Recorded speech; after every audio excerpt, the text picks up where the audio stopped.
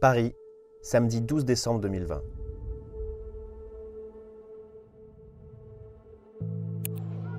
Cette vidéo montre une charge de police sur un cortège de manifestants pacifiques.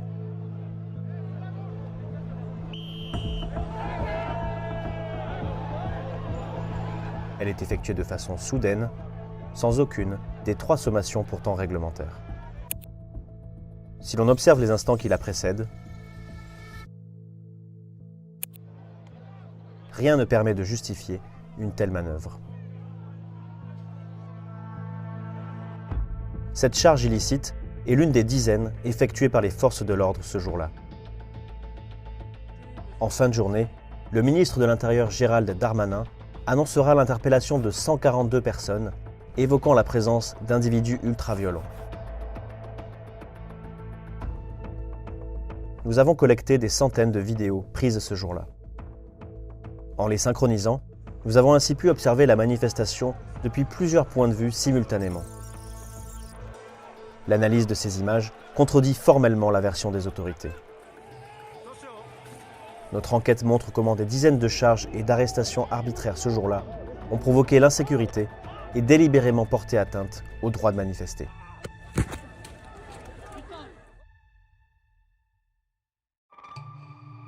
Le 12 décembre 2020, une manifestation est organisée à Paris à l'appel de plusieurs mouvements mobilisés notamment contre la proposition de loi Sécurité globale. Cette marche a été préalablement déclarée en préfecture. Elle est parfaitement légale. Dès 14 h, les manifestants se rassemblent au point de départ de la marche, place du Châtelet, dans le centre de Paris. Ce jour-là, un dispositif policier particulièrement important est déployé. Tous les accès à la place sont verrouillés par des cordons de sécurité. 5 canons à eau sont positionnés sur les artères principales. En amont, de nombreux points de contrôle sont mis en place. Les agents procèdent systématiquement au contrôle des sacs et à des palpations de sécurité. La manifestation doit rejoindre la place de la République, empruntant notamment le boulevard de Sébastopol. Cette zone est surveillée par au moins 13 caméras de sécurité, reliées au poste de contrôle de la préfecture de police de Paris. 2 drones sont également déployés. À 15 h, alors que le cortège s'élance, on dénombre selon les sources policières 3000 membres des forces de l'ordre pour environ 5000 manifestants.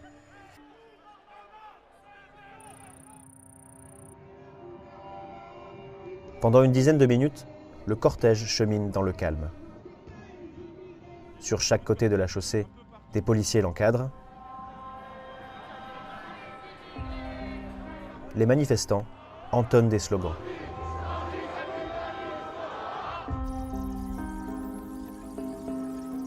C'est à 15 h 13 que la police intervient pour la première fois.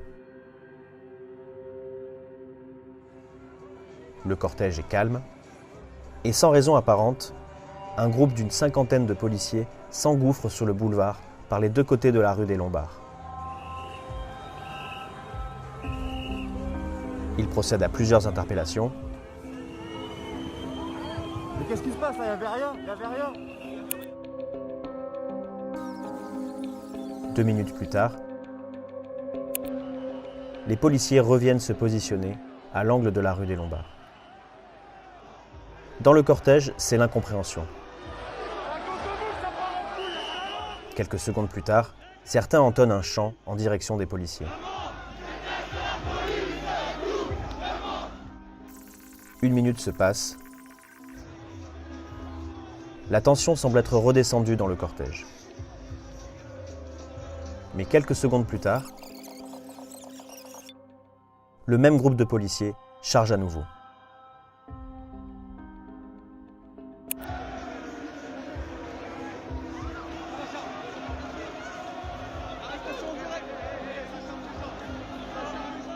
Sur un autre angle de caméra, on peut observer ce qui semble être le motif de la charge. L'interpellation de ce manifestant, muni d'un masque et d'une pancarte.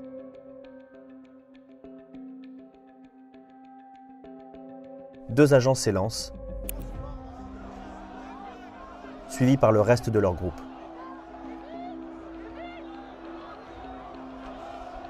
Le cortège est violemment repoussé. des coups de matraque sont donnés.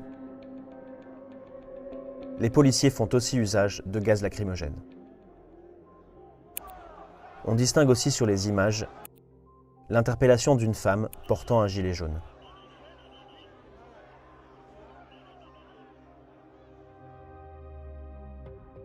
Ce type de charge se répète tout au long de l'après-midi. Au total, nous avons pu en répertorier 32. Certaines font des blessés, ce joueur de tambour notamment, dont BFM dira dans un premier temps qu'il s'est maquillé. Quelques instants plus tôt, à 15h27, il a été touché à la tête par un coup de matraque.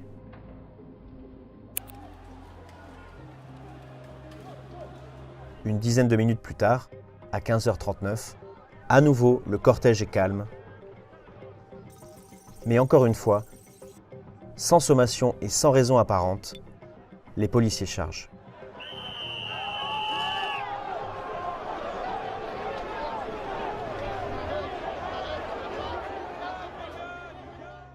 Aucun bilan ne sera établi sur le nombre de blessés parmi les manifestants.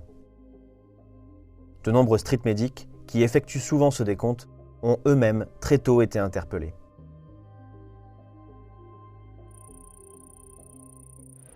À 15h43, alors que la police a déjà chargé 20 fois, un scooter est incendié. C'est la première dégradation liée à la manifestation que nous avons pu identifier. Les pompiers interviennent rapidement et sans encombre.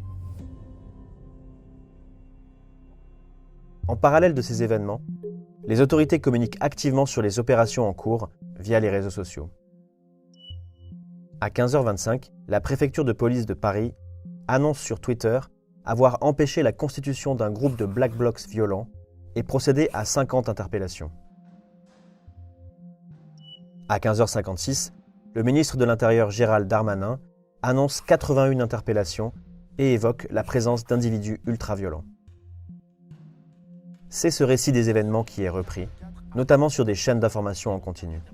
Ce sont des personnes qui ont été interpellées parce qu'elles étaient susceptibles ou parce qu'elles commençaient à créer du désordre dans la manifestation.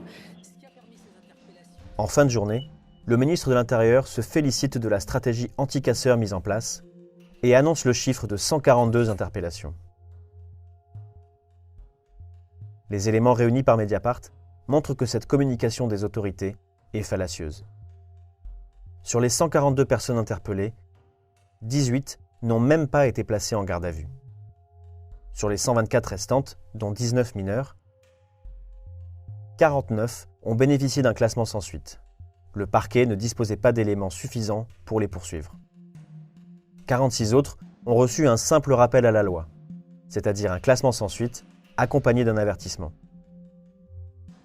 Pour 23 autres, les procédures sont encore en cours. Une personne a été relaxée, et enfin 5 ont été condamnés, dont seulement 2 pour des faits de violence.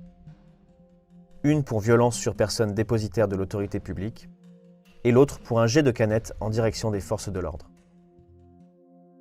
En résumé, pour 113 des 142 personnes interpellées au cours de la manifestation, la justice n'a pas trouvé matière à les poursuivre. Ce bilan judiciaire démontre la communication mensongère de Gérald Darmanin.